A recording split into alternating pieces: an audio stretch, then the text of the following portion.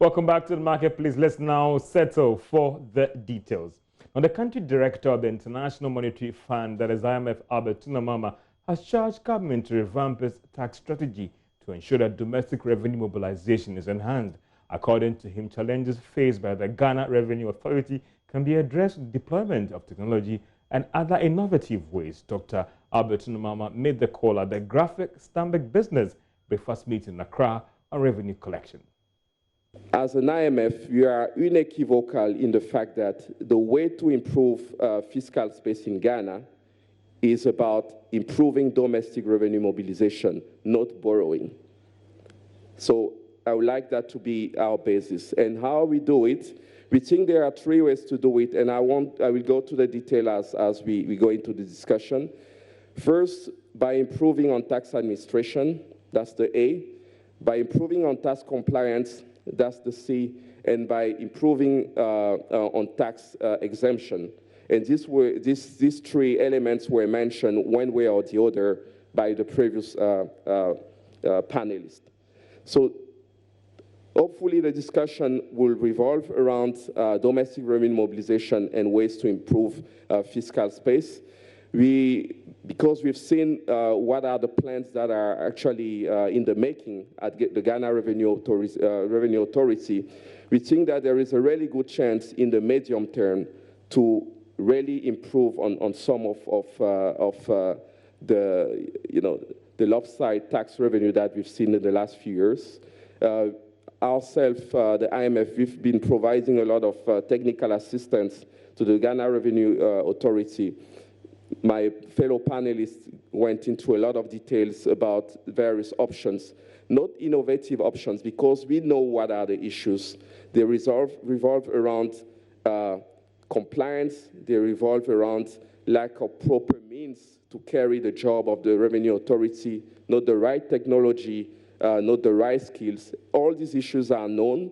There's really no need for innovation per se, but there is need for action. There is need to deploy the strategic plan and to improve on domestic revenue for Ghana. Lawyer and Vice President of think tank Imani Africa, Kofi Bentel, also raised concerns about the use of the country's oil revenues. He was also speaking at the Graphic Business Stanbic Bank breakfast meeting here in Accra. He urged that the use of the country's oil revenues must be looked at to provide value for money. His call comes at a time that when Ghana is putting in place measures to boost revenues and keep expenditure in line with targets as election approaches. I do think that maybe one of the key things we should take out of this meeting is what should we do with oil revenues? It's a major issue. It's a major revenue item, and honestly, it has happened in our time. We are the people whose laps the management of this thing has fallen on. It is our memory that posterity will judge. Our kids will cast a judgment on us depending on how we manage this. And here's the problem. So far, we've done the worst job possible. I remember when the oil was coming on stream and all the meetings people flew to Norway learning what's the best to do. We passed the PRMA and we said 70% into infrastructure. We have managed to make a total mess of it. Okay, and I don't want to go into the history of everything, but here's the thing. One, we should acknowledge that even if we don't do anything with the oil money, Mr. Tepper says, let's agree on the 70%. I don't object. Let some of it go to some other places. But even if we put 100% of the oil money in infrastructure, two things. One, it will not be enough, and two, it will be the best use of that money. Because that has the potential of affecting you personally and your business. We are talking about water, health, transport, telecommunication, roads. We are talking about, energy. We are talking about education. Okay, that will have an effect on you. What we are dealing with right now is a situation where the law has loose ends. And at every loose end, we are stretching it. So what is happening is that we are pulling all that money and basically spending it. We have little to show for oil revenues. Okay. So we need to contemplate very seriously what we are going to do to tie down and save ourselves from ourselves as a country and make sure we have something to show for oil. Because it's the kind of blessing that God just dropped on us and says, let's see what you will do with it. And I'm saying the issues are clear. So far, we've done the worst job possible.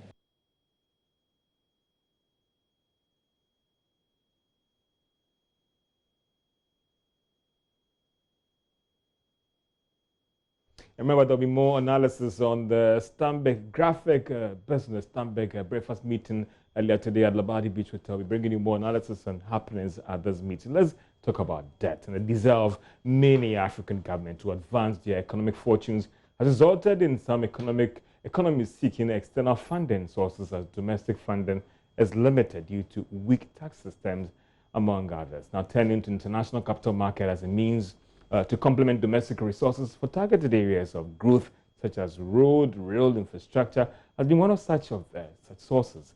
The issuance of Eurobonds have become popular among Treasury and finance authorities on the continent. Ghana is no exception as to this and has since 2007 embarked on a number of Eurobond issuances.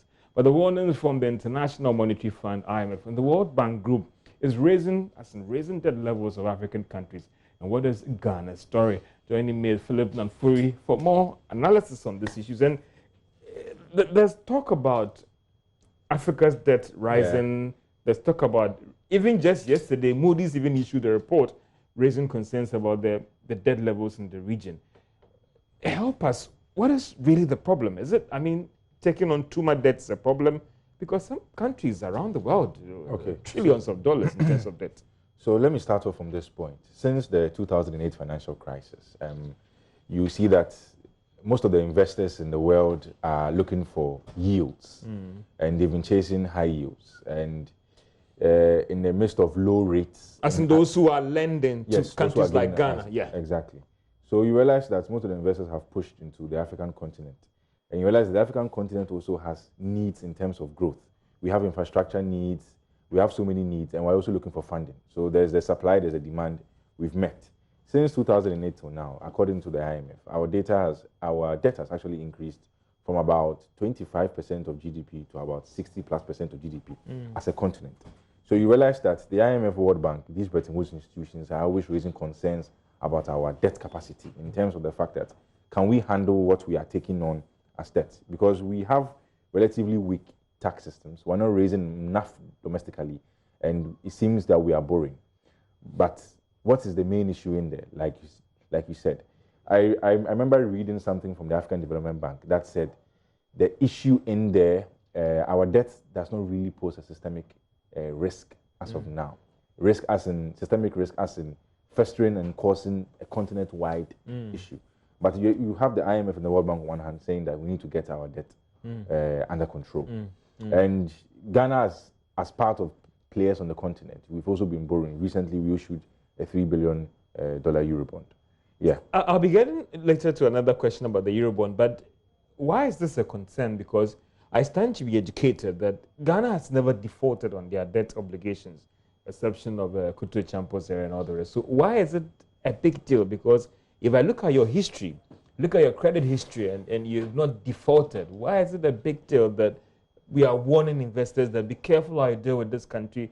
IMF itself is talking about debt distress, and we are getting there and all those things.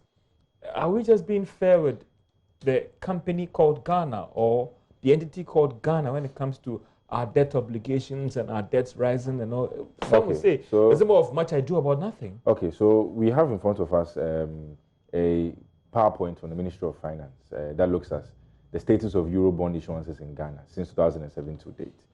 To address your question, one, the composition of our borrowing has changed. Back in the day, we were borrowing primarily from multilateral sources and bilateral sources. Multilateral meaning the African Development Bank, World Bank, IMF, etc. Bilateral meaning from countries. Now we are borrowing most of our things from the international capital markets. That's the Eurobond issuances which we are seeing on the screen. Because we are seen as a lower middle income country. Yes, so now we have access, and we have cut, due to our increase in that lower middle income status, we've cut back on what we're getting in terms of concessional funds. So now we have to turn to these capital markets. And back in the day, we had debt forgiveness in the form of the High Indebted Poor Country Initiative and then the Multilateral Debt Relief Initiative. Now, with these capital markets, we won't have it as easy as we did. So that's why the focus of the debt comes into play. You also have a country where when we raise our domestic revenues, we use them for two main items: the wages and salaries we pay, and then the debt, the interest payments we make on the debt.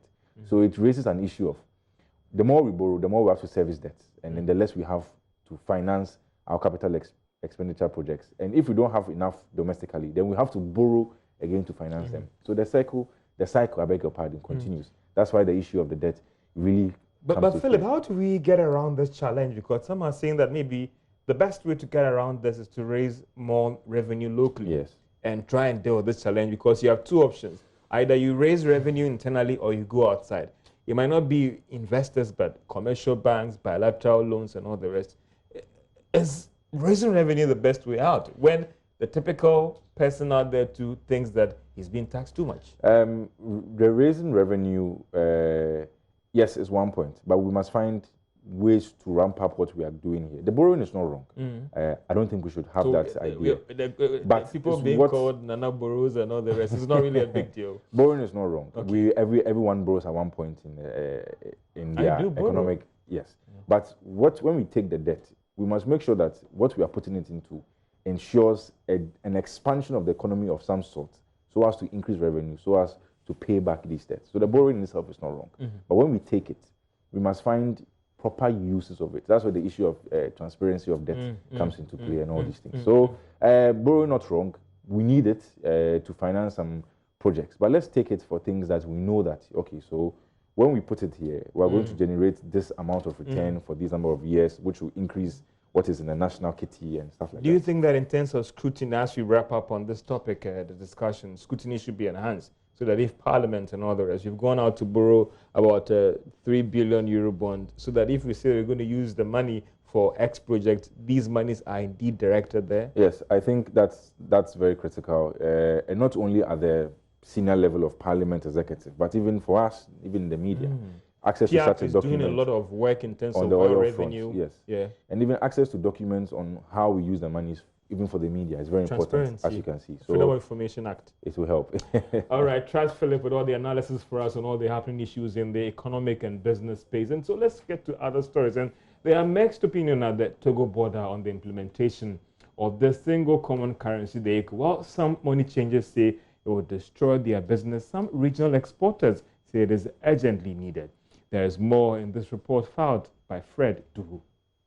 The most recent deliberations on the use of a single currency for both the French and English bloc of ECOWAS countries was a meeting of heads of state and governors of central banks in Sierra Leone. This was among the series of meetings aimed at meeting the 2020 deadline for the introduction of a single currency to facilitate trade. As much as the high-level meetings are aimed at decision-making, it would be practically dangerous if enough education is not done. Here at the Ghana-Togo border, people in the black market money changing business say their businesses will be threatened. My side is exchanging of the money. Okay, right now when you bring cedi, you take CFA. When you bring cedi, you take dollar. When you bring cedi, you take naira. When you bring cedi, you take Cameroon, France. You understand me? So right now, when we are taking ECO, you understand me? So ECO, nobody can change money again.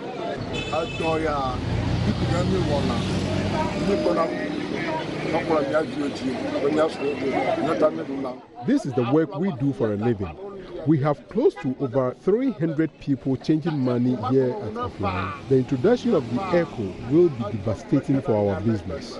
For instance, this is 10,000 CFA, and we change it for 91 Ghana cedis. And our commission is just 1 Ghana cedi. 91 Ghana, I'm not talking about 1 single. I'm not going to be a bit of Ghana, I'll 90 Ghana. 90 Ghana, I'm not going to be a medium.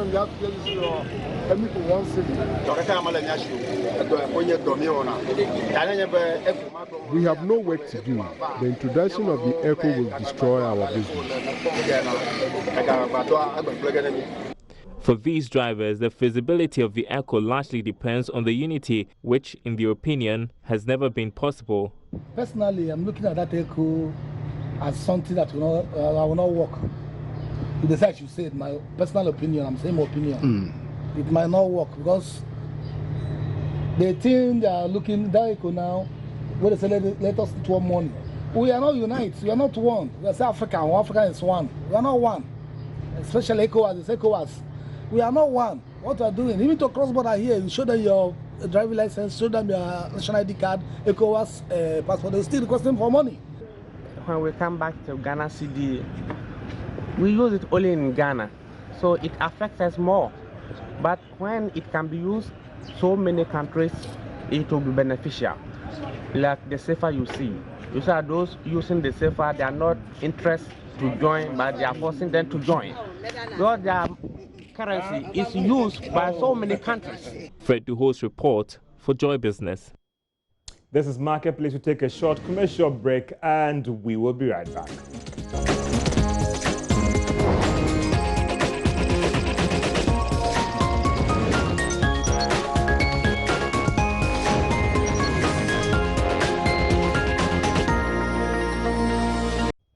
Welcome back to Marketplace. It has been 25 years of providing solid content to our listeners out there. Now, the Vice President, Dr. Muhammad Bawumia, is talking about the fact that government is committed to deploying technology to help improve actually revenue mobilization and also its operations. Now, he gave this assurance when he actually launched the ECG Power app here in Accra.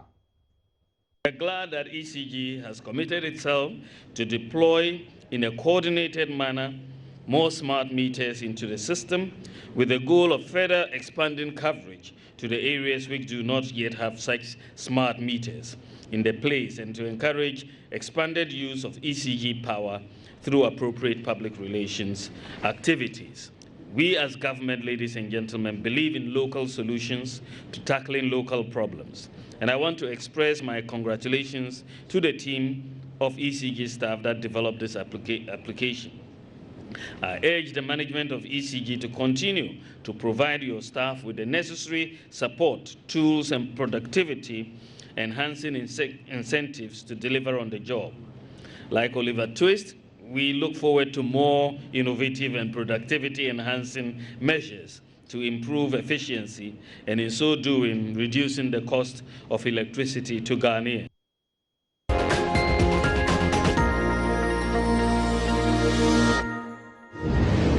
Welcome back to Marketplace here. And over 2 million housing units are needed to bridge the housing deficit in Ghana. Players in the real estate development sector have called for a relook into Ghana's mortgage financing regime. Government announced a 1 billion mortgage and household finance fund in 2019 budget statement, with mortgage rates offered being lowest in the market at 12% compared to the nominal minimum rate of 24% for non-foreign currency and cedi-denominated mortgages. But the annual chief executive's breakfast meeting by the Ghana Real Estate Developers Association President of Association, Patrick Bonford, warned that high interest rate could actually increase non-performing loans in the long run. He wants a new law introduced to actually regulate financing here in Ghana. My colleague Charles Saite was there for Joy Business, and interesting call. I mean, so how does it want it to be done in terms of dealing with this problem of mortgage financing in the country? They just want a legalization, a legislation, to regulate this particular move to, affect mortgage finance in the country. But as you rightly stated in your introduction, it has been a challenge for most real estate developers in Ghana having to secure mortgages. Why? Because the interest rates are very high. And we keep talking about affordable housing. We don't understand the reason why most houses in Ghana are expensive.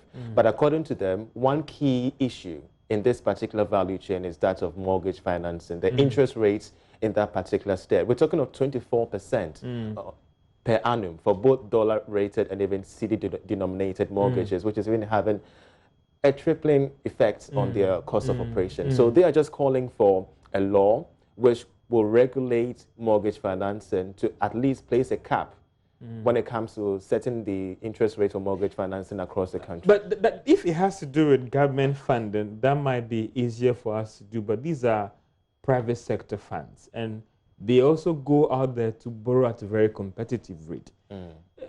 I find his submission very interesting, the bit about trying to cap even mortgage rates? You know, somewhere in the 2019 budget statement, Yeah. we had 1 billion Ghana cedis, you know, put aside for the Housing Finance Fund by government. Yes, we do have, we do know that under this particular fund, the interest rate is between 11 to 12%, according to specific 2 banks in the country. So they are saying that why don't we replicate this particular model and make it a national one? So we don't just situate the whole thing within this particular Housing Finance Fund, but we make it a national one where even the private sector could tap into. So this is their main argument going forward. Were there any regulators, government officials? This, we understand, is a CEO's breakfast meeting. Unfortunately, there wasn't the regulators, any kind of regulator. But we got in touch with the State Housing Corporation on this particular a very significant player in this industry. Yeah, and one of their main challenge as of now is that of loan defaults and the default on the part of prospective buyers and even clients who often rent out these buildings too. So they're saying that, yes, they have an internally generated fund that they're running, but out of this issues of the loan default, they've run out of funds in that particular state, crippling their progress in providing affordable housing to the country. So this has also been a challenge for them. And did they talk about affordable housing in terms of state housing because they get some cheaper source of funding from government, and why are they not providing us with some affordable housing? Well, we got in touch with the Deputy Director, Managing Director of the State Housing Corporation, and he's saying that this year they're going to be having 500,000 housing units. Thank you so much, Charles. It looks like we have to draw the curtain down here. It has been Marketplace, 25 years of joy. I know that you've also been enjoying our content over the years. My name is George Yafe. Have a good afternoon.